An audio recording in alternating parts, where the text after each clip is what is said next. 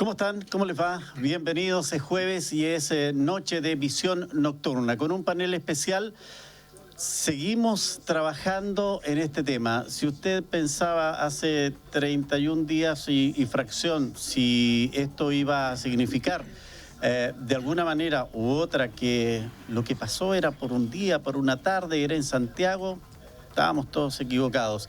Seguimos pensando en cómo encontramos una solución a este tema y vamos a seguir precisamente nosotros buscando opiniones, informando a quienes nos siguen cada jueves y con las fuentes donde se genera la información. Tenemos que saludar esta noche en nuestro panel. Voy a partir por la dama, la doctora Estefanía Esparza Reyes, académica de Ciencias Jurídicas de nuestra universidad, la Universidad de la Frontera. Bienvenida, doctora, gracias por acompañarnos. Muchas gracias, Miguel Ángel, por la invitación. Y con nosotros, panelista estable, presidente del Senado, un honor tenerlo acá, Jaime Quintana Leal.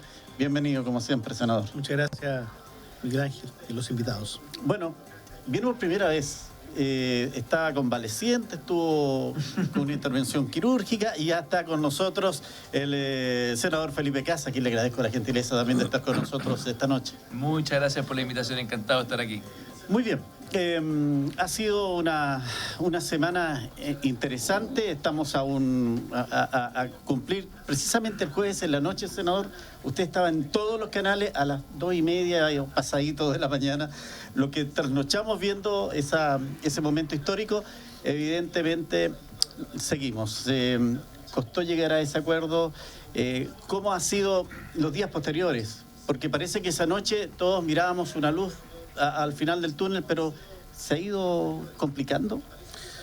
Mira, yo creo que hay que mirar los días posteriores, pero también los días anteriores. Cómo es que finalmente el mundo de la política llegó a ese tipo de respuesta, con un grado de responsabilidad, por supuesto, también en todos los hechos que hoy día han generado mucha rabia, mucha indignación también en la ciudadanía. Y se hicieron varios intentos, quiero decirte, de diálogo durante esas semanas previas. A nadie nos dejó indiferente, ¿no es cierto? Esas movilizaciones del pasado 18 de octubre, creo que Chile no va a volver a ser el mismo, tú lo decías bien. Y bueno, dentro de esos intentos de acercar posiciones, bueno, también estaba Felipe ahí y varios otros sectores políticos de manera muy transversal. Yo creo, en el tiempo que llevo en el Parlamento, primero como diputado y ahora como senador, yo no había asistido, no había visto un esfuerzo tan generoso, pero también tan responsable con el país como el de aquella noche. O sea, lo que esa noche se cerró. La verdad que yo estaba muy esperanzado. 4 horas antes, ya yo le pedí a mi equipo 4 horas antes preparar la sala porque yo sentía que eso no se nos iba a caer, el acuerdo. Había tal convicción de todos los sectores. Estamos hablando de 11 partidos que nunca se habían sentado a la mesa, nunca, todos juntos. Claro. 3 del Frente Amplio, 3 de Chile Vamos, 4 de lo que podríamos llamar la ex nueva mayoría, y todos en un tema que hoy día es central, que tiene que ver con iniciar un proceso constituyente. El momento constituyente yo creo que ya se produjo. Se produce en el momento que las comunidades organizadas aquí en la región de la Araucanía empiezan a hacer los cabildos, a ver el Chile que quieren hacia el futuro. Y por lo tanto yo siento que esa fue una respuesta de gran nivel, pensando en el país. No es la única. Anoche el Senado nuevamente sorprende con una propuesta. Claro, no es que estemos resolviendo todos los temas, pero en el marco del presupuesto, da los problemas que se generaron en la Cámara de Diputados con una indicación que era abiertamente inadmisible, porque el artículo 66 de la Constitución, a mí no me gusta esta Constitución, Miguel Ángel, pero tengo que respetar la Constitución que hay, y por lo tanto tú no puedes, un parlamentario jura respetar la Constitución, no puede presentar indicaciones que son abiertamente inadmisibles porque implican gasto público, y eso lo determina el Ejecutivo. Es la misma razón por la cual nosotros todos estos años hemos sido criticados muchas veces en ese aspecto, incomprensiblemente, porque nosotros tampoco tenemos atribuciones para modificar el salario mínimo por iniciativa propia. En fin, lo de anoche fue un acuerdo importante en materia social, pero son pisos mínimos de dignidad. Nos falta mucho todavía para encontrar una salida a esta crisis. Y precisamente quiero ir a eso, porque la crítica ha partido de que ustedes, los parlamentarios, incluso una diputada estaba pidiendo montos y porcentajes de aumento de pensiones. Y claro, ustedes no tienen esa atribución. ¿Qué está pasando? ¿El Ejecutivo no está enviando los mensajes respectivos y ustedes han tenido que iniciar este tipo de propuestas?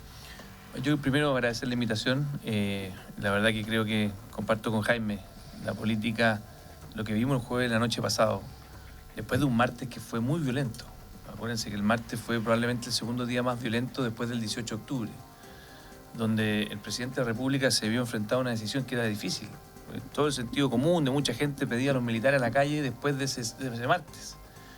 Y yo creo que hizo algo inteligente el presidente, que fue decir, ¿saben qué? No voy a sacar a los militares en este minuto, le voy a dar una oportunidad de ventana de tiempo a la política, y de hecho compartió responsabilidades con el Congreso. Y ahí ocurrió lo que dice Jaime, que en el fondo nos juntamos todos, dijimos aquí, o ponemos a Chile primero, dejamos nuestras trincheras, dejamos de hablarle cada uno a su 5 o 10% de población que uno tal vez le habla siempre, y poner a Chile primero. Eso fue lo que ocurrió, y se armó un acuerdo constitucional, de un proceso constituyente, que tiene una virtud, Miguel Ángel, que todos los sectores políticos pueden salir a movilizar sus ideas. Ahora, ¿qué es lo que pasó con lo que ocurrió ayer? Y yo quiero destacar un poco también un segundo momento de acuerdo. Si la semana pasada fue el momento de la Constitución, que es muy relevante y va a durar más de un año, ayer fue el Día de los Adultos Mayores. Y este acuerdo transversal, ¿por qué? Número uno, el transporte público. Todos los adultos mayores en los próximos meses van a ver que va a bajar su costo de transporte público a la mitad. A la mitad. Era una cosa que yo venía escuchando cuando partí en política, también como diputado, hace 6 años atrás. Todas las partes me lo pedían. Finalmente ayer se logró un acuerdo. Segundo, el tema de las pensiones. Uno siempre quiere más, pero claramente que hay un aumento de pensiones, como no habíamos visto en mucho tiempo, para poder converger hacia un aumento del 50%, es muy relevante. Y lo tercero, los remedios. También lo trabajamos en conjunto, transversalmente, para que tú no tengas que depender de las cadenas de farmacia, ni tampoco de los laboratorios, y puedas ir, por ejemplo, desde tu casa, directamente a Senabast, a precios Senabast. Eso pueden ser reducciones de remedio en 500%. Lo veíamos ayer. Entonces, son medidas concretas. Llegó el momento donde la ciudadanía dice, ¿saben qué más? Dejen de pelear, pónganse de acuerdo, y eso requiere generosidad de todos para que hayan cambios reales. Me quedó pendiente la pregunta. ¿El gobierno no está enviando los mensajes? O sea, al contrario, lo que ocurrió ayer es que el gobierno hizo un acto que es bien generoso, que es decirle al mundo político, ¿por qué no ustedes se ponen de acuerdo conmigo? Si el ministro de Hacienda ayer estuvo con... O sea, él tiene que poner la firma. Si nosotros, por mucho que nosotros queramos, si el gobierno no está dispuesto... Y cuando le preguntamos en la reunión, los que estábamos ahí, bueno, ¿cómo se financia? Carlos Montes decía, pero ministro, si esto usted no es mucha plata. ¿Y sabe lo que dijo él con mucha honestidad? Más déficit. Vamos a tener que vivir con más déficit. No es para siempre. Y endeudamiento también. Endeudamiento. Bueno, el déficit genera endeudamiento. Pero en el fondo hay que ser transparente con todo. Esto va a significar más endeudamiento de Chile. Claramente, en la práctica se ha ido generando lo que se esperaba. Una mirada paralela del trabajo constitucional y de la agenda social que la gente pide en la calle. Yo no sé si ninguna de las dos cosas ha tenido el resultado esperado, porque siguen las marchas, los funcionarios públicos siguen con unas fuertes convocatorias, siguen los hechos de violencia. Hasta ahora tenemos en la calle todavía hay disturbios en pleno centro de nuestra ciudad. Doctora, desde el punto de vista constitucional, ¿era lo que ustedes esperaban este acuerdo transversal político para iniciar lo que significa una tarea que aparentemente tampoco está definida? Todo va a haber que irlo acordando, poniéndonos de acuerdo. Así es, ya lo conversábamos hace unos días, pero a mí me da la impresión que es necesario hacer incluso una reflexión teórica en esto. Y yo creo que de alguna manera se ha cometido un error, sintiendo que el poder constituyente es simplemente uno y se ejerce en un momento particular. Las teorías incluso más modernas nos dicen que el poder constituyente es un continuum. Y esto quiere decir que la gente, desde mi perspectiva, lo que está pidiendo es ejercer ellos mismos este poder constituyente. Y estamos en un momento constituyente. Esto no se trata de un momento en el que, listo, nos ponemos de acuerdo, ratificamos una constitución. En realidad, desde una perspectiva teórica, esto puede ocurrir durante muchísimo tiempo, porque a mí la impresión que me da es que la gente lo que quiere es volver a asumir ellos mismos este poder. Entonces, yo entiendo perfectamente y me parece súper positivo que se lleguen a estos acuerdos, pero en realidad es lo que está pidiendo la ciudadanía, que en el fondo son los dueños de este poder. O sea, seguimos sin sintonía nuevamente porque primero se decía que el presidente no está respondiendo a lo que la gente en la calle tiene y ahora el poder político no estaría en O sea, a mí lo que me parece desde esta perspectiva es que más allá de que si están respondiendo o no respondiendo, aquí están los legítimos dueños de este poder constituyente pidiendo cosas y evidentemente si uno recibe un mandato, porque eso es lo que reciben las personas que ejercen un cargo público, evidentemente tienen que escuchar lo que le está diciendo quienes le entregaron ese mandato. Entonces, por supuesto que yo valoro y me parece súper positivo la existencia de este acuerdo que creo yo nos va a llevar a una nueva constitución. El resultado lo veremos más adelante, pero que sin lugar a duda es una demanda de la ciudadanía que lleva mucho tiempo. Bueno, nuestros televidentes pueden seguirnos a través del WhatsApp, más 569-7141-5007. Tengo varios mensajes ya. Y en eso, senador Quintana, lo que viene, el futuro de la construcción de una nueva constitución también este es un acuerdo global, pero después tiene que ir la línea chica, la línea fina. Ya ha generado quiebres en partidos políticos este acuerdo. No toda la izquierda, por ejemplo, está de acuerdo. De hecho, el Partido Comunista estuvo mirando, pero finalmente dijo no voy a meter en este acuerdo. ¿Cómo poder entrar? ¿Es algo presupuestado que haya sectores que se van a restar siempre de estos grandes acuerdos políticos? Mira, yo puedo comprender la profunda desconfianza que hay en la sociedad chilena, que no solo esto ocurre en Chile. Antes de entrar al programa hablábamos de la realidad colombiana, pero tienes Cataluña, tienes Irán. Bueno, hay muchos lugares en el mundo donde Colombia está ocurriendo esto de manera simultánea. Una situación más bien planetaria, universal, generacional, porque aquí hay que decir, es una generación la que está movilizada, en la que probablemente nosotros no supimos ver. El caso de Santiago es sintomático, porque tú tienes ahí que esto parte con lo del torniquete, ¿no es cierto?, y la evasión del metro, básicamente asociado a estudiantes del Instituto Nacional, fueron los primeros, estudiantes de un liceo que fue fuertemente reprimido durante un año. Así es, que durante un año de manera sistemática. Y ahí tú recordarás toda esta discusión del año pasado, de aula segura, de todos estos proyectos que claramente iban en un sentido muy distinto a lo que se requería. Y yo creo que nosotros no fuimos capaces de ver ese fenómeno. Aunque sí, hay que decir, la política en algunos momentos intentó dar algunas señales. La presidenta Bachelet en 2013 o 2014 inició un proceso constituyente que interrumpido tras su salida.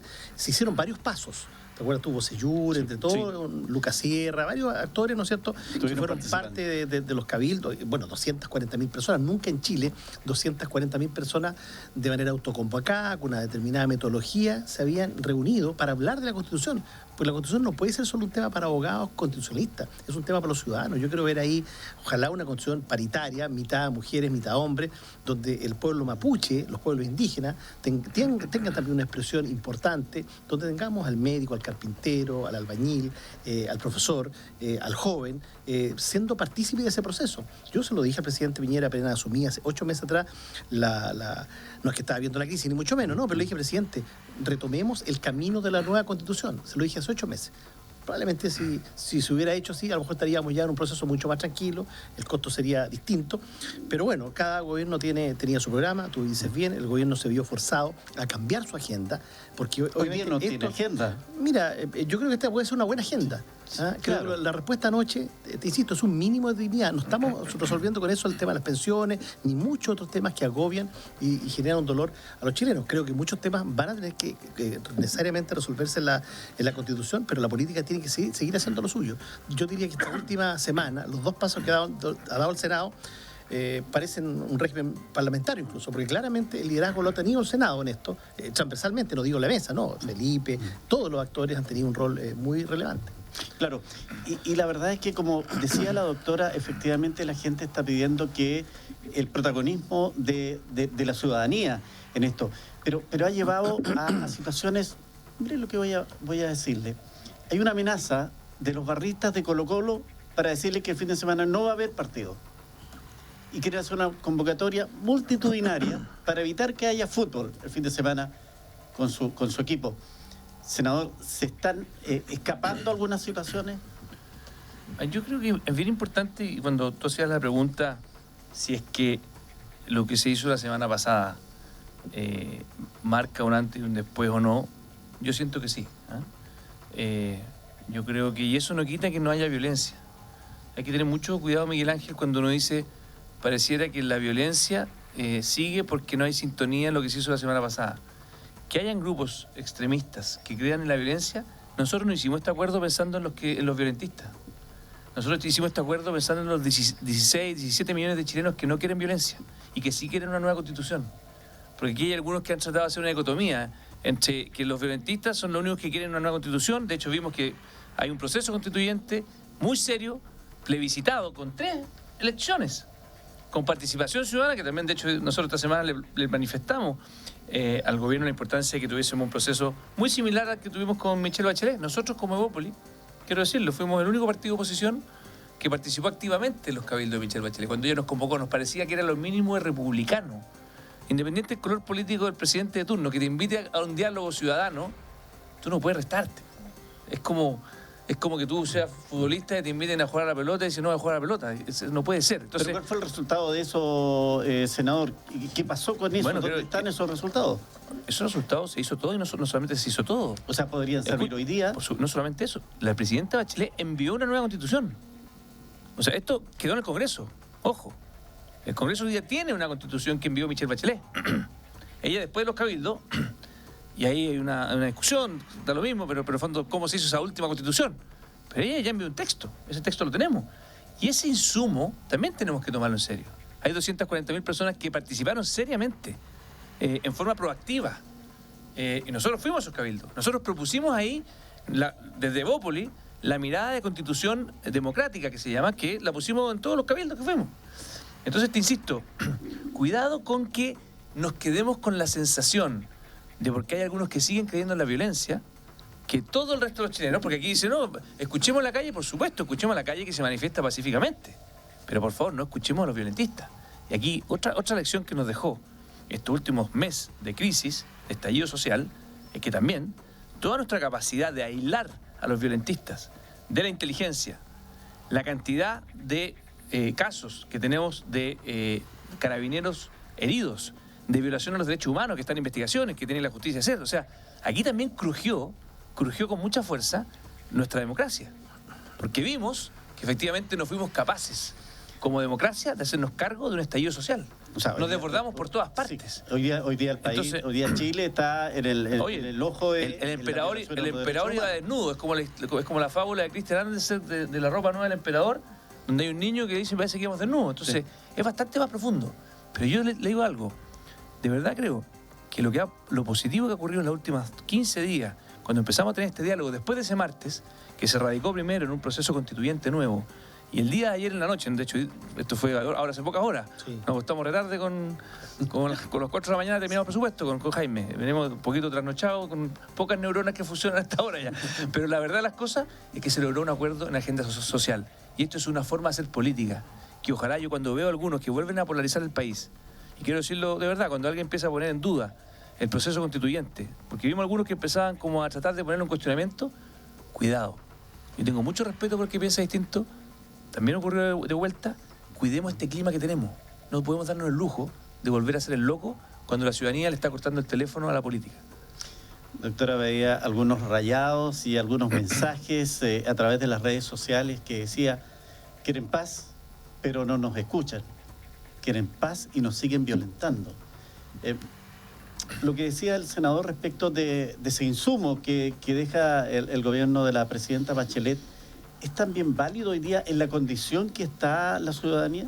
Bueno, ese insumo creo yo que es súper válido en primer término por el proceso que se llevó adelante, porque en realidad, como ustedes señalaban, la población sí participó, sí estaba al tanto de lo que estaba ocurriendo, pero yo miraría con cierta, no sé si tanta distancia lo que ocurrió en ese momento, porque yo creo que las constituciones siempre son hijas del momento histórico en el que surgen.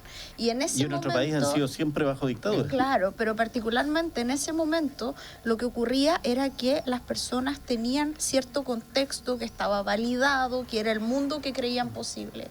Hoy día nos enfrentamos a una realidad que es completamente distinta, porque se logró algo que si esto, yo creo que podrían compartir esto conmigo, si nos hubiesen contado lo que está pasando hace 2 meses atrás no lo hubiésemos creído.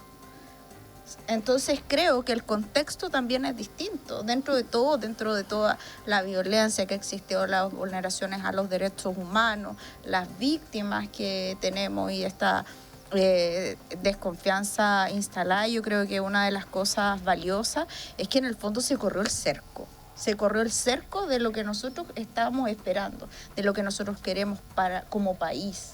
Y esto es súper relevante porque la Constitución no solamente regula el poder del Estado, la Constitución regula también la relación entre los particulares, entre las personas. Entonces a mí me da la impresión que esa, de alguna manera, unidad que se logró, esa fuerza que en el fondo recuperó de alguna manera la ciudadanía, es sumamente relevante que también quede plasmada en una nueva Constitución, algo que en unos años, hace unos años atrás era impensable.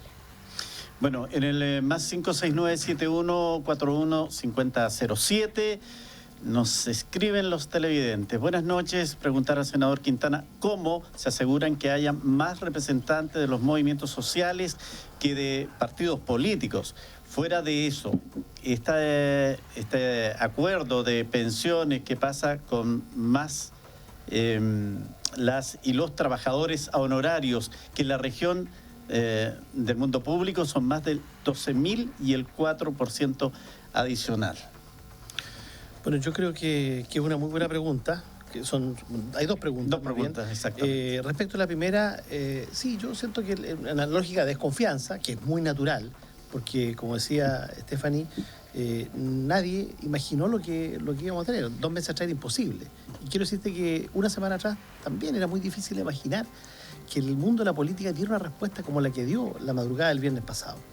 Entonces ahí no hay letra chica, ahí no hay nada, ahí están abiertas todas las posibilidades.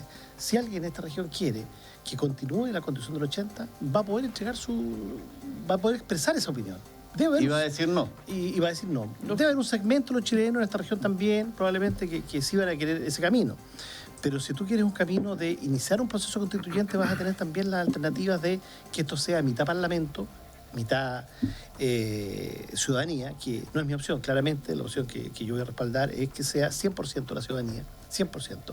Y ahí hay que ver, porque la modalidad, porque finalmente hay que tomar un camino. ¿Cómo elige? Estamos hablando de un sistema democrático. ¿Ah? Por eso nosotros hemos sido muy cuidadosos en las instituciones. Yo sé que hay también quienes plantean que ojalá se fuera el presidente Piñera. Mira, yo creo que hay que ser cuidadosos porque no hay alternativa respecto después de eso. El camino institucional hoy día es bien claro. Claro, independientemente si hay una acusación, pero eso es otra cosa que ya partió en la Cámara. Entonces, yo creo que tenemos que ser muy cuidadosos de no seguir desestabilizando más este país de lo que hoy día está. Y por eso que nosotros dimos la respuesta que dimos. Entonces, despejar la posibilidad de que mediante esa convención constitucional puedan participar todos y independientes está absolutamente garantizado. Yo creo que hay que hacer más esfuerzos todavía. Creo que lo peor que podría ocurrir... ¿Cuál sería el próximo esfuerzo a su juicio? Mira, lo peor que podría ocurrir es que esto termine siendo simplemente una medición de fuerza entre los partidos políticos. Para eso está la municipal. ¿Ah?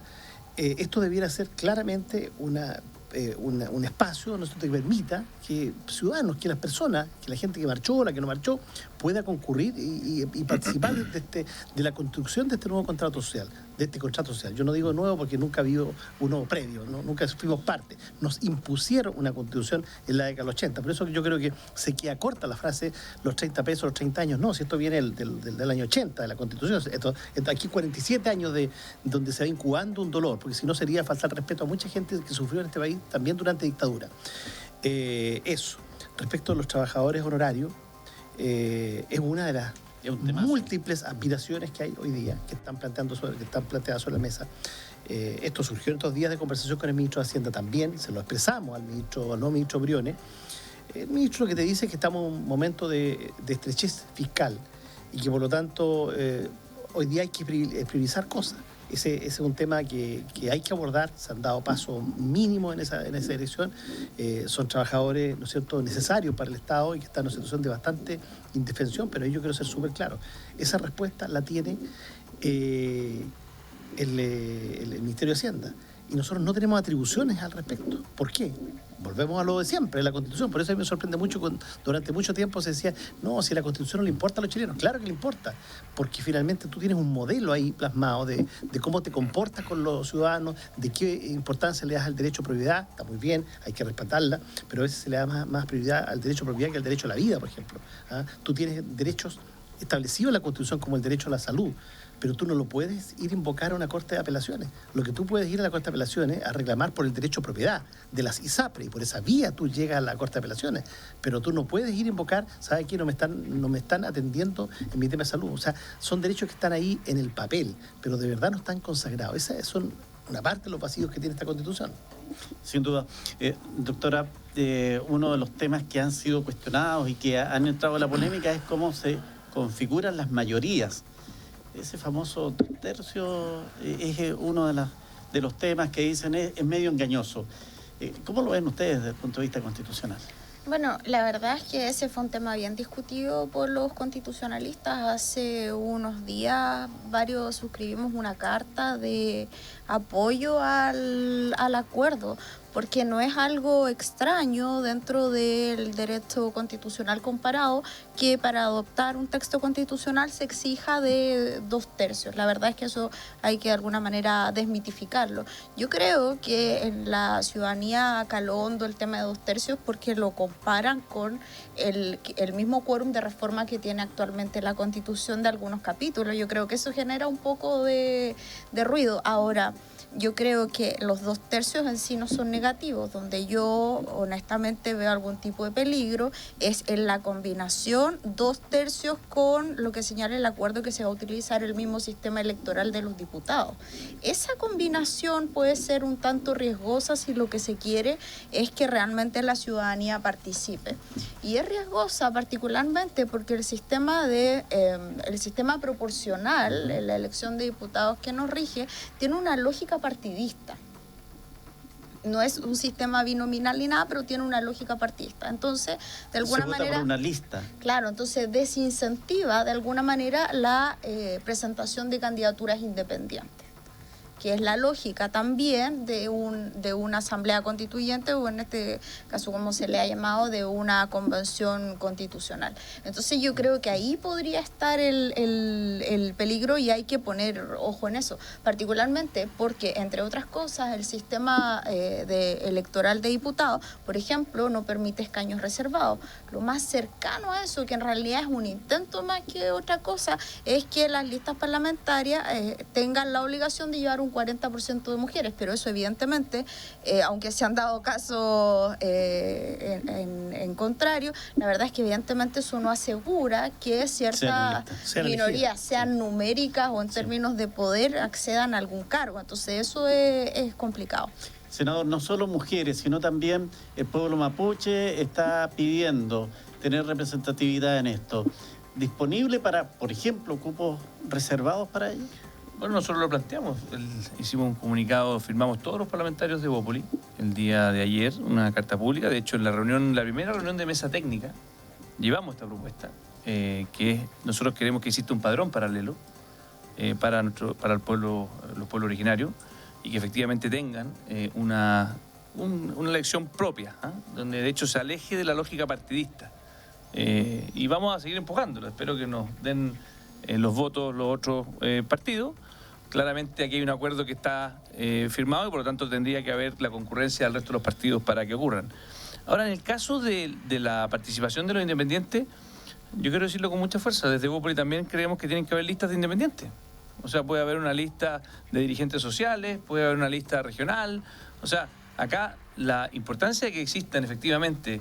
Los partidos políticos pueden participar, por supuesto, si los partidos políticos son una expresión de la ciudadanía. Si no creemos que los partidos políticos son una expresión de la ciudadanía, perdónenme que diga, pero deberían renunciar todos los que son políticos, o los que están en el Parlamento.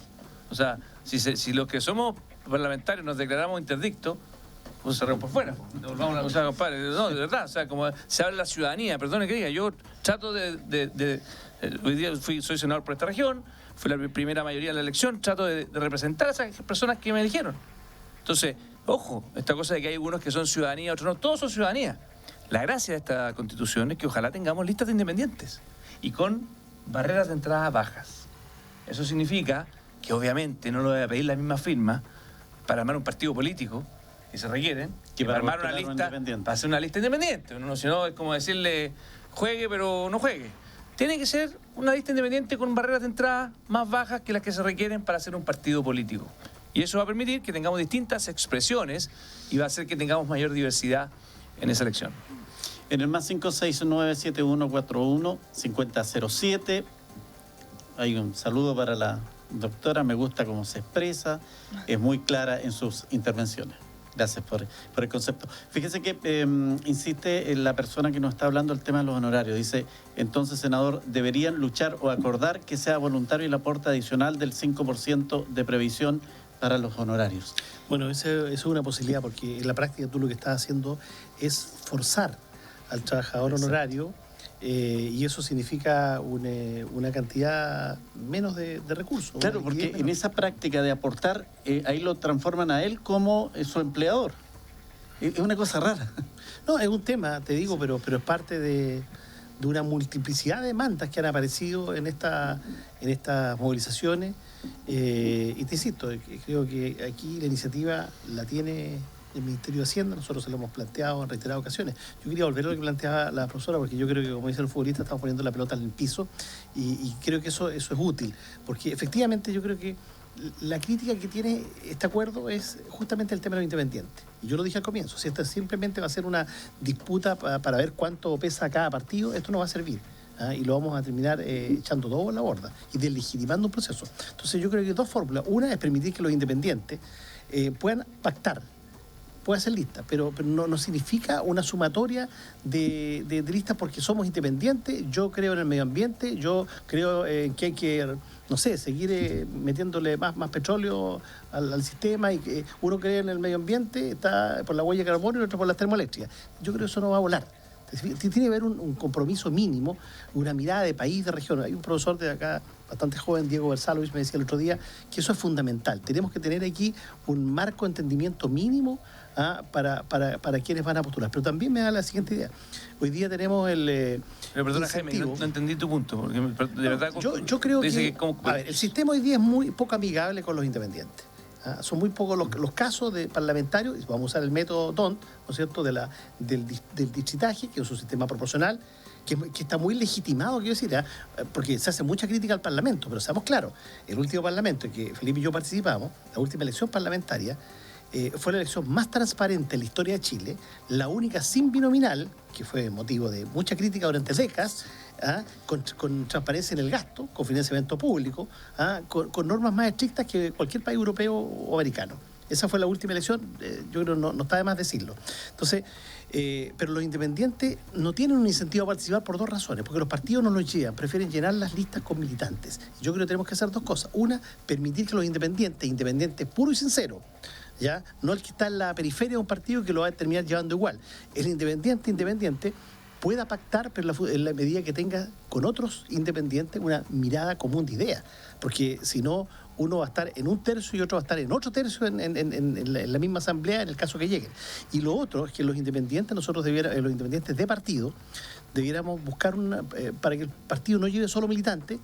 Está el incentivo, ¿no? Está el incentivo CERVEL, económico, de gasto electoral para las mujeres. Bueno, debiese usarse ese mismo incentivo para los independientes en el caso de los partidos. De esa manera tú te aseguras una presencia bien importante también, porque ya está asumido, por lo menos el espíritu está de acuerdo, de que esta constitución la hagan las personas, los chilenos, los ciudadanos, y los partidos son instrumentos, no tiene por qué ser el fin.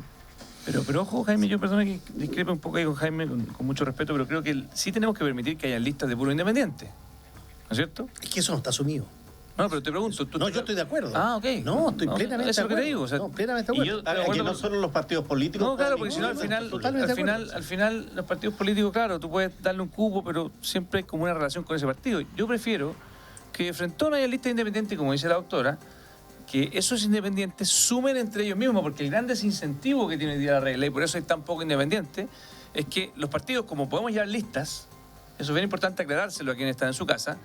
Cuando un partido, por ejemplo, lleva una lista de 6, esos 6 suman sus votos, ¿ya? Y por lo tanto, cuando hay un independiente solo, ese independiente solo tiene que sacar más votos que los 6 juntos. Los 6 juntos. Entonces, lo que yo estoy de acuerdo es que los independientes, si hay un grupo que ambientalistas que se puedan juntar. Pero eso, que tenga comunidad de ideas. Eso. Yo no entiendo un pacto donde tú dices yo estoy a favor de nacionalizar la agua y yo estoy de acuerdo que el agua siga con Jaime, que si hay un grupo independiente que se juntan, tienen que hacer una propuesta a Chile. Eso. Tiene que haber un manifiesto de intenciones. No puede ser una montonera que no tenga idea en común. Absolutamente. Doctora, conforme que vuelva la inscripción automática y voto obligatorio en nuestro país. Absolutamente de ¿Eso acuerdo. fue Yo creo en que es parte lo que nos llevó a esto? supernecesario. No, yo creo que hay muchísimos factores que han contribuido, o sea, un factor súper relevante y que es consecuencia y antecedente paradójicamente al mismo tiempo, tiene que ver con la escasa participación política en términos institucionales, me refiero votando.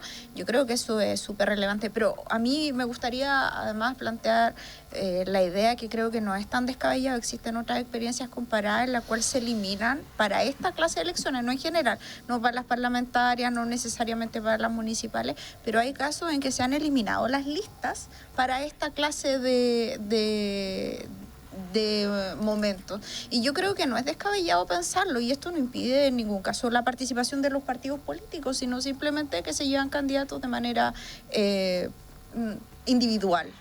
Yo creo que también es una oportunidad para pensarlo, porque de todos esos sistemas que ustedes han planteado, a mí me da la impresión que va a ser muy difícil que la ciudadanía eventualmente pueda ponerse de acuerdo en estos mínimos incluso para poder generar una lista común.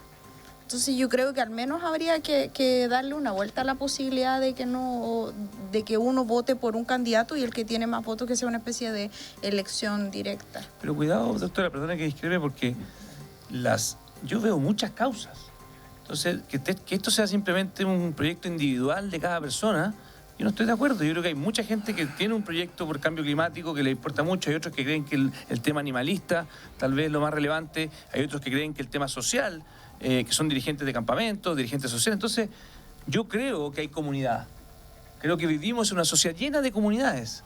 Lo importante es que esas comunidades, y de hecho incluso a veces ayuda, porque a veces las listas tienen a una persona que es más conocida, y si esa idea que representa esa persona tiene mucha votación, puede arrastrar a otros que tal vez son menos conocidos, pero que comparten, como bien decía Jaime, una comunidad de ideas. Lo que yo no creo es que tengamos que tener una montonera de personas que se juntan simplemente sin ningún propósito común. Y de hecho el partido político también es una comunidad de ideas. Así debiera ser. Debiera haber una comunidad de ideas para que tú, la lista que representas, represente algo. Yo el riesgo Claro. que le veo, perdón, Miguel Ángel, Sí. Stephanie, el riesgo que le veo a la idea de eliminar las listas es que termine finalmente resultando puros rostros conocidos. Claro. Y nos llenemos de actores, y tenemos actores Sí, en el Parlamento, sí. hay varios actores. Creo que esa es la consecuencia que esto te va a acarrear. Te va a ir, por gente que rostro de televisión, y sería bueno que existieran, pero te insisto, me gustaría también ver el albañil, el profesor, el Claro. médico, el dentista, el mapuche, ¿ah? Y eso te lo da de alguna manera la comunidad idea, sea por la vía de partidos o independiente químicamente puro. Claro, lo que pasa, perdona Miguel Ángel, Sí. es que desde esta perspectiva entender que va a existir, por ejemplo, personas que se van a unir, te estoy diciendo un poco gorda con los ejemplos, pero se van a unir, las personas que son ambientalistas, implica, creo yo, entender que los seres humanos somos de alguna manera unidimensionales, y yo puedo ser ambientalista, pero también tengo interés, por ejemplo, en el feminismo, tengo intereses en distintos ámbitos, entonces eso también complica las cosas en relación a la propia ciudadanía que quiere participar. Yo creo que no sé si efectivamente o implica necesariamente que vayan a salir solo rostros más conocidos. Yo creo que al menos hay que conversarlo. Sin Yo duda. creo que eso Todo se es puede conversar, necesario. No, hay que analizarlo. Sí, quería mostrarles, porque a propósito de candidata, dice: felicito a la doctora, ella debe estar en la redacción de la Constitución, única, grande y nuestra. Partió la campaña de la doctora. Tenemos candidata. No, es que yo creo que no es menor lo que ustedes están planteando, porque si uno escucha o ve canales de televisión, efectivamente los rostros o las voces, yo escucho programas deportivos de Santiago y más de un comentarista deportivo hoy día le dicen, pregunta, ¿debe ser él? Sí, claro, él debe estar. O escucha programas políticos en Santiago en radio también. Entonces, como que la gente hoy día quiere renovar o quiere sentirse interpretada en otras personas que no sean los políticos. O sea, la Eso causa de es los eso. honorarios, por ejemplo, que tú decías Sí, recién. claro. Sí. Alguien debiera representarla, ¿por qué no? Entonces, si le dejamos esto solo, si elimina la posibilidad de lista o de pactar de alguna manera, se te va a complicar. O sea, personas que, claro, es un rostro. Hamilton estaba pensando en quienes han sido abusados, las víctimas de Caradima, el caso de James Hamilton, que muchos han planteado, es un nombre que debe estar. Yo creo que esa mirada, más allá del nombre, ese tipo de mirada que han generado fracturas importantes en la sociedad chilena, claramente debieran estar plasmadas. El tema de la Para darle educación. un sentido, El tema de la educación, o sea, gente que entienda educación, mucho. Si gran parte de esta crisis tiene que ver con la educación, con aspectos que no vimos, que no cambiamos a tiempo y de los cuales aún no nos hemos hecho cargo. Bueno, de hecho, yo creo que ahí, tomando un poco lo que dice Jaime, es muy importante que tengamos una nueva constitución y que tengamos un nuevo Estado. O sea, si esto no va acompañado, la nueva constitución, de una reforma estructural del Estado, que insisto, vamos a quedar a mitad de camino, vamos a generar expectativas que no se van a cumplir. O sea, todo el tema de los operadores políticos, toda la idea de que tengamos miembros del Estado, que un profesionalismo en el Estado, sin captura de los gobernantes de turno, que es lo que ha tenido Nueva Zelanda, que es lo que ha tenido Inglaterra. Imagínate por un minuto si es que el Sename hubiese estado en manos de Benito Baranda los últimos 20 años. ¿Cómo habría estado el Sename si es que en los últimos 20 años tuviese? Por suerte ahora está Susana Tonda, que era exdirectora del Hogar de Cristo, y está haciendo un cambio importante. Pero esto lo que tenemos que replicar en salud pública. Tenemos que lograr que la salud pública, que la educación pública, sea mejor que la educación privada. ¿Tú sabes cuántos directores de hospitales cambian cada vez que cambia el gobierno? 90%. ¿Qué culpa tienen los enfermos de que tenga que, porque cambia el gobierno, cambia el 90% de los funcionarios de dirección? O sea, al final es imposible. Sí. Y generamos dos Chiles: los que pueden escapar del Estado, que es una élite, y el resto de Chile que tiene que conformarse con este Estado que está ahogado muchas veces por los operadores políticos. Qué interesante lo que se plantea, porque en definitiva yo creo que lo que hacemos Chile, lo hacemos todos. Y cuando digo esto, el funcionario público, por ejemplo, que efectivamente está en la calle, el funcionario público que efectivamente está reclamando por temas diversos, a veces no solo por la plata, pero también hay un tema de atención en consultorios, en hospitales, que no pasa por recursos, pasa por tener la disposición a entregar de una manera afectiva lo que para lo cual está contratada para hacer. Fíjese que yo eso lo conecto inmediatamente con la reacción que se ha generado en el país hoy día, después de que se acordara rebajar al 50% los ingresos de los parlamentarios. El Poder Judicial está tremendamente inquieto. Entonces, claro, la gente común, la gente que hoy día está en la calle, dice, pero ¿cómo? ¿Cómo si el funcionario público primero dice yo tengo una vocación de servicio? Parte por ahí, ese es el compromiso. Y cuando hay un movimiento en sus ingresos, pasa esto. ¿Cómo se entiende? Pero no fuera señal a mi juicio. Perdóname. ¿Tú dices que no fue una buena señal de la Cámara de Diputados? No. Lo del Poder Judicial hoy día dice que el tema de que a ellos también les afecte la rebaja de sus honorarios. Mira, yo creo que en el tema de la rebaja de las remuneraciones es un tema que hay que abordarlo, pero en serio. En serio, si realmente queremos hacer... De hecho, el primer proyecto de esta legislatura es un proyecto de nuestra autoría. Y está ahí, yo creo que se va a discutir, y que no hay nadie, por lo menos en el Senado, que no quiera avanzar en serio en el tema de la rebaja. Porque efectivamente son altas. No sé si la más alta del mundo, como se ha dicho, pero claramente para la realidad de Chile, cuando supera varias veces el ingreso mínimo, porque tenemos un ingreso mínimo muy recontrabajo también en Chile, que aunque lo hubiéramos querido cambiar, no se puede, porque todo, te insisto, todas estas cosas que uno hubiera querido hacer, no se puede, la Constitución no te permite, es un tema de iniciativa exclusiva del presidente. Entonces, yo creo que la respuesta que dio la Cámara ayer es buena y mala. O sea, si de verdad vamos a dejar esto en manos de un órgano externo, de un ente externo como podría ser el Banco Central, que es confiable, que es serio, que nadie discute de su calidad técnica. Bien, pero después de eso vienen dos decisiones. Le pones el guarismo, 50%. ¿Qué pasa si el Banco Central no? O sea, que debería ser la rebaja de un 70% o de un 30%. Entonces, o le dejas esto en manos de un externo o no se lo dejas.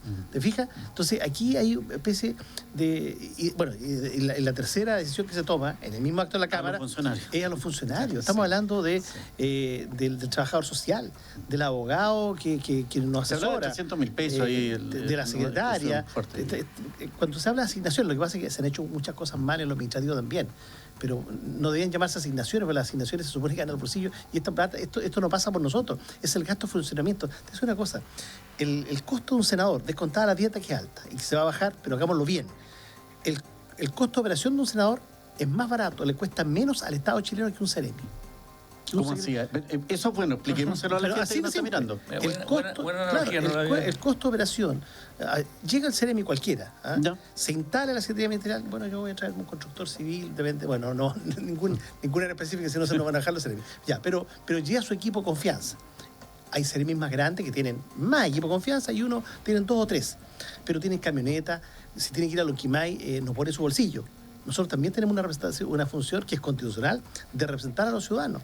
Y, no sé, ir a Curarrego de Felipe debe ser 3 horas y tú vas a Regolil es un tremendo pique. O ir a Lumaco, a Pastenes. Y eso uno lo hace habitualmente, tú sabes cómo son nuestras agendas. Sí.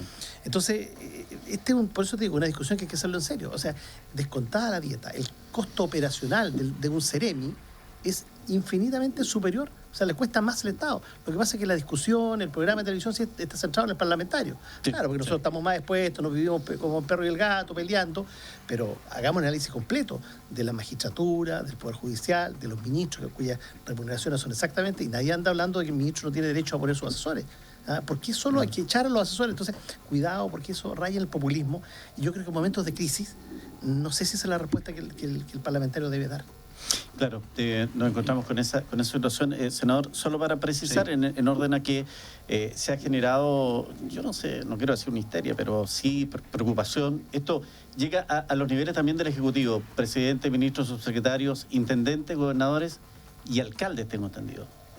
Bueno, yo creo que hoy día tenemos que tomarnos en serio el tema de las remuneraciones del Estado y como decía bien Jaime, pedirle a un ente externo que haga una revisión seria, comparando con los países desarrollados de la OCDE, para que esto funcione bien. Y lo otro que es una vergüenza que tenemos dentro del mismo Senado y en otros altos cargos públicos, algunos sueldos que realmente, o sea, los de los senadores y los diputados ya son muy altos y tienen que bajarse sustantivamente, pero hay unos personajes que ganan, yo cuando llegué no voy a creerlo, o sea, 2 veces, 3 veces lo que ganan los parlamentarios, funcionarios del mismo Congreso.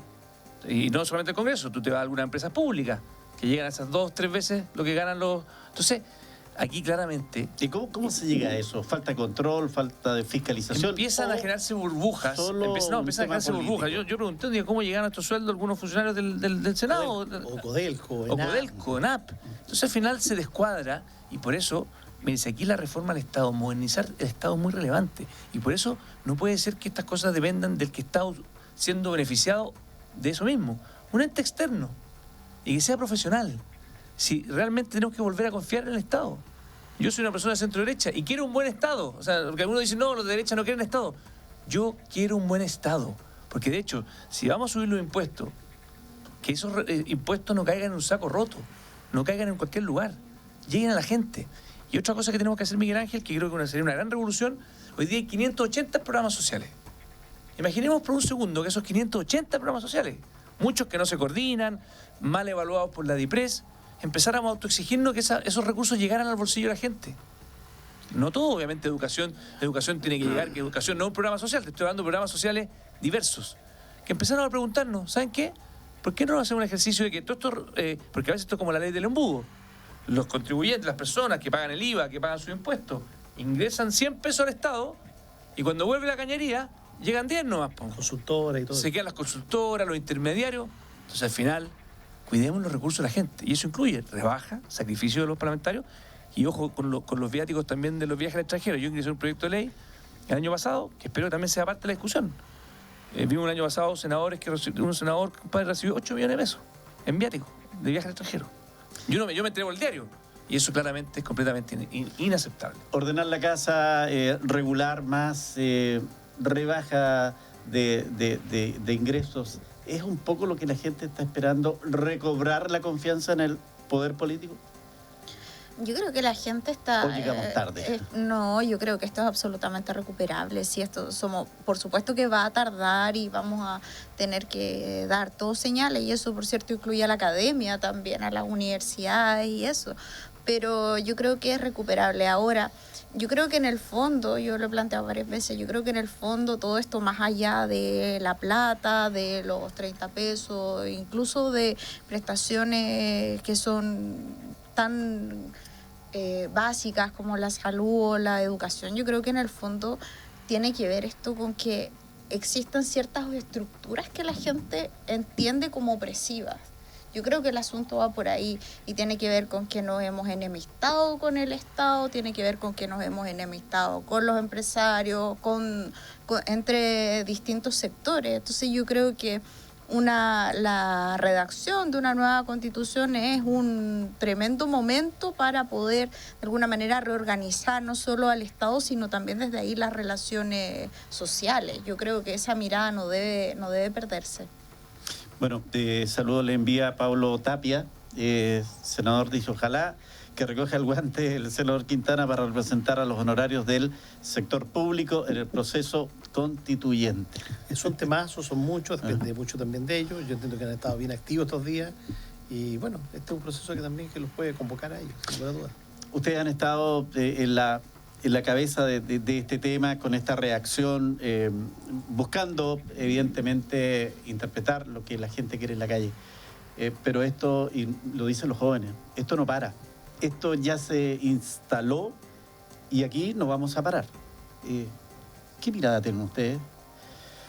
Bueno, lo decía también la profesora recién, yo creo que esto es un cambio de paradigma importante el que está teniendo lugar.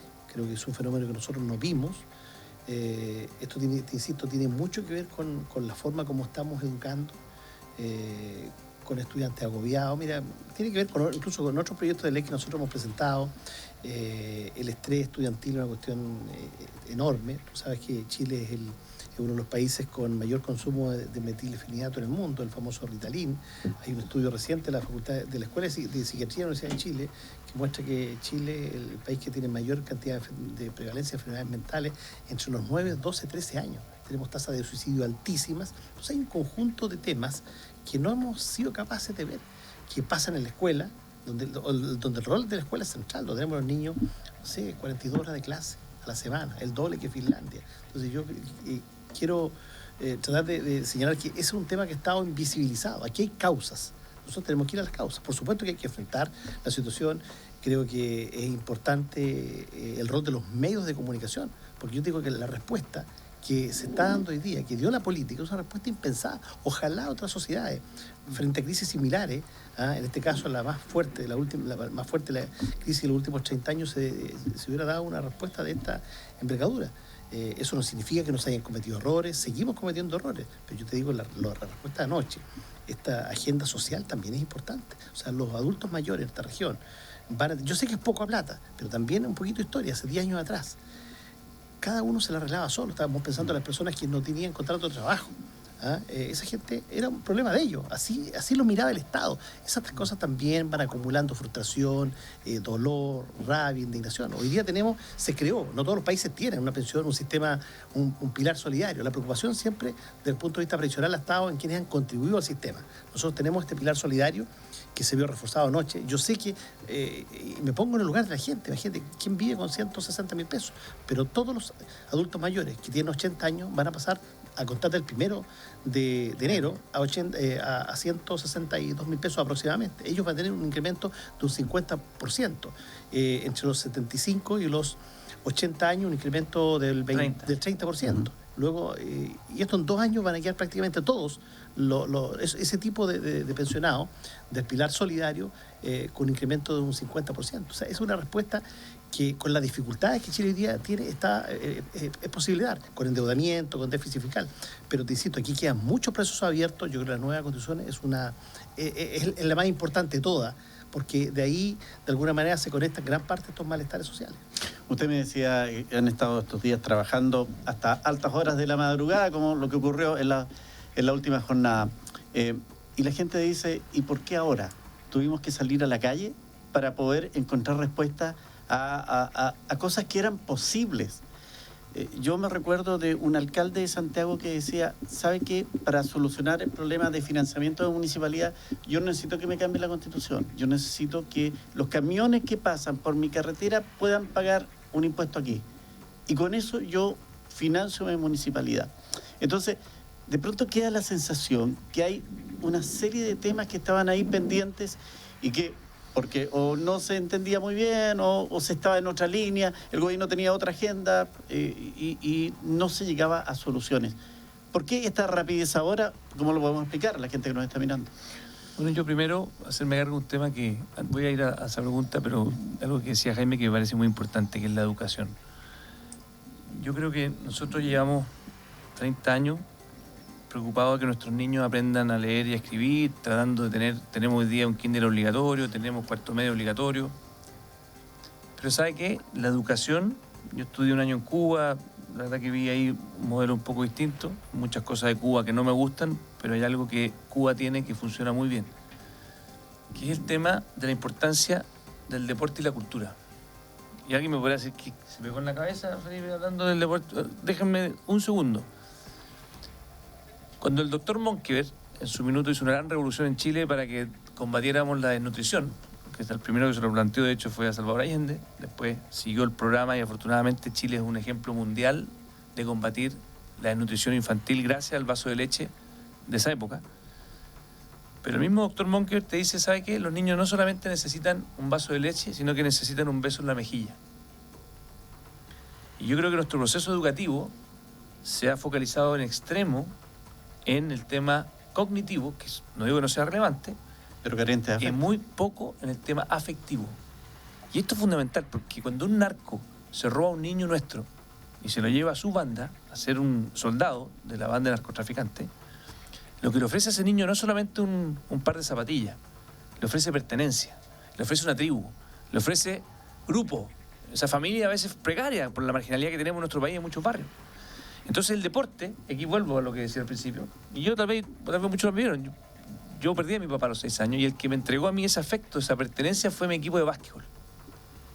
Y ahí encontré a Néstor Gutiérrez, un gran entrenador de básquetbol, yo jugaba por la Universidad de Chile, y fue mi segunda familia.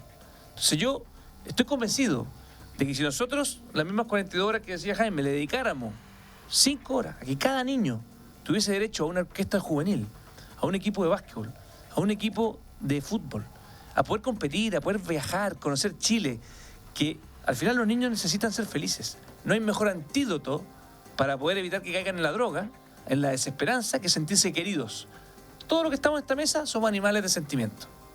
Tenemos efectivamente aspiraciones cognitivas, intelectuales, que son muy valiosas, pero también somos seres vivos que queremos amor, cariño. Y ahí voy a la pregunta suya.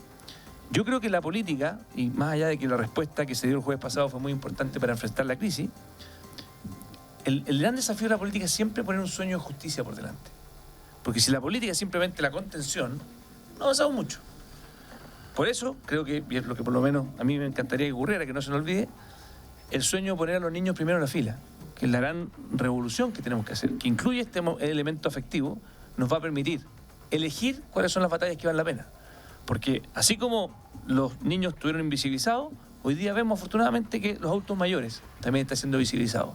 Y para mí hay 3 grupos de la población que son clave. Que si tú me preguntas cuál es una sociedad justa, la que atiende a sus niños, sus adultos mayores y a las personas enfermas o con una discapacidad.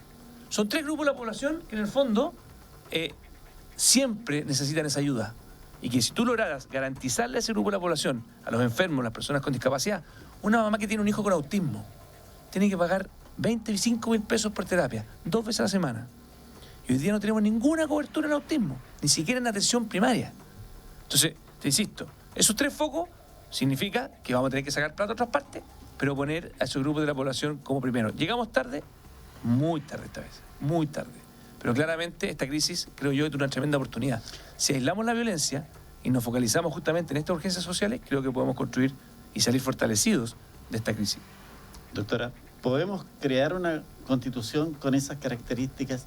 Una constitución afectiva que tenga a la persona como centro de atención.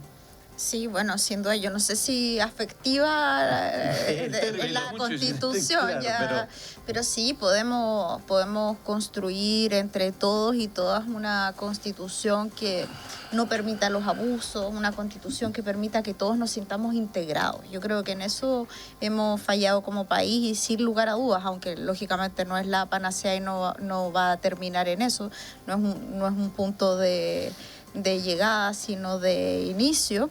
Una Constitución puede contribuir a mejorar nuestras relaciones sociales. Perfecto. Senador, hay noticias de última hora en orden a que los diputados no están de acuerdo con el compromiso social que ustedes firmaron con el gobierno. ¿Se podrá salvar eso? A mí lo que me llama la atención es que, por ejemplo, parlamentarios de su propio partido hoy día están en esa línea de no querer aprobarlo. Bueno, si hay una mejor propuesta, yo creo que están en todo su derecho. La propuesta que aprobaron en la Cámara de Diputados es una propuesta abiertamente inconstitucional.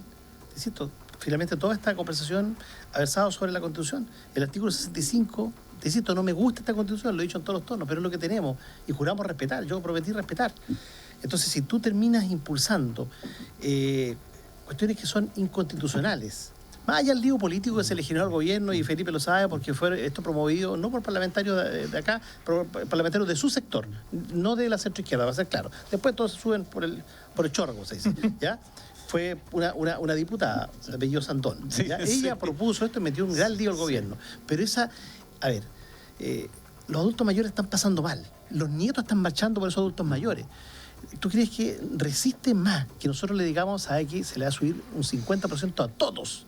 ¿Ah? Y después esto va a terminar en el Tribunal Constitucional, volvemos por todos lados de la Constitución, y le decís, ¿sabe qué? Se cae todo. ¿Qué produce eso? Frustración. O sea, ¿este es el momento para el populismo, para jugar, para darse gustitos personales, o es el momento para la seriedad de la política? Entonces, si los diputados tienen una mejor alternativa, ¿ah?, que la que salió anoche, fantástico, y la presente, que la planteen. O sea, si tú sumas, lo decía Felipe recién, el incremento en la pensión básica solidaria por la vía legal, algo que no se va a caer en ningún tribunal, Claro. ¿ah?, al tiro, 1 de enero, 50% para los mayores de 80 años, ya detallamos. El tema de los medicamentos, una cosa que nunca se haya podido cautelar. El tema del per cápita, si tú conversas con el alcalde, más que el tema del alcalde, sube, creo, más de 500 pesos el per cápita. 11%. Se pega un salto y queda en 7.200 pesos el per cápita. Esto lo va a vivir la gente para las casas, la gente de Temuco, que va al consultorio, que tampoco hay remedio, que muchas veces no está el kinesiólogo para los ejercicios, para el pulmoncito, ¿no es cierto?, para los niñitos en la sala ira, todo eso. Bueno, eso se mejora con el per cápita. Eso fue una gestión que se hizo anoche, que es la gran solución. No, es mínimo, lo dije al comienzo, son pisos mínimos de dignidad para el chileno en un momento de crisis.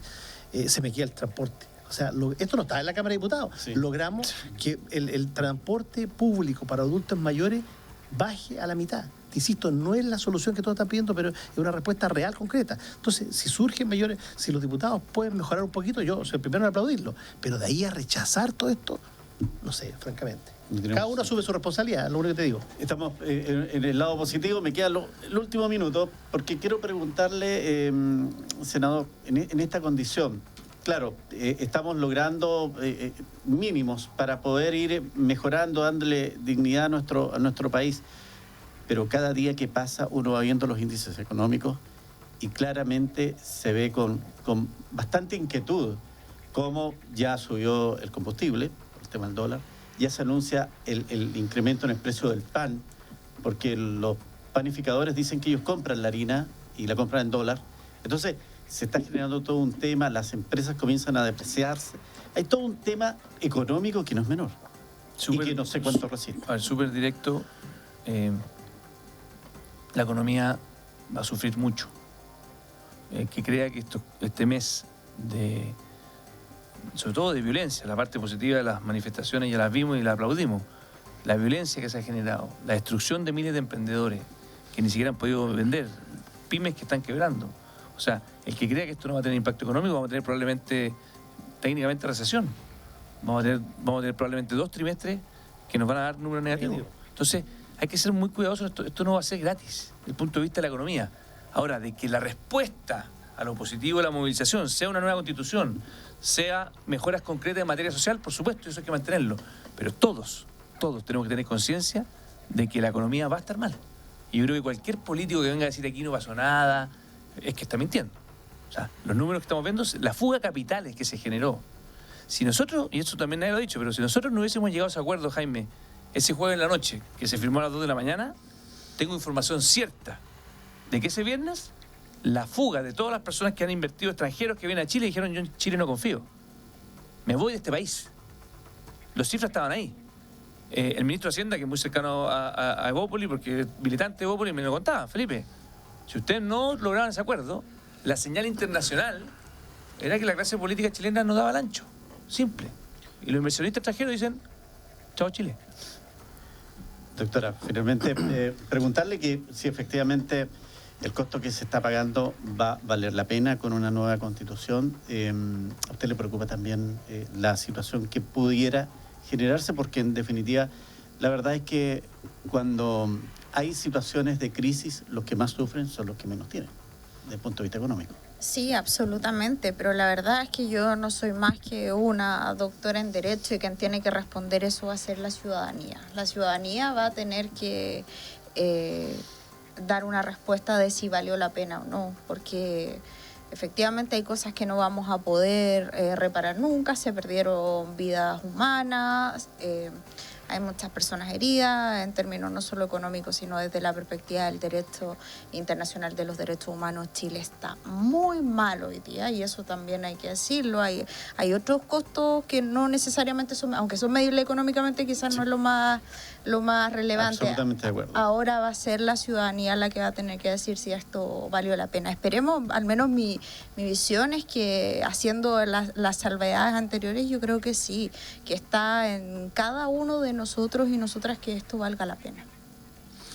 Muy bien, me dicen la hora, 23:07, tenemos que cerrar.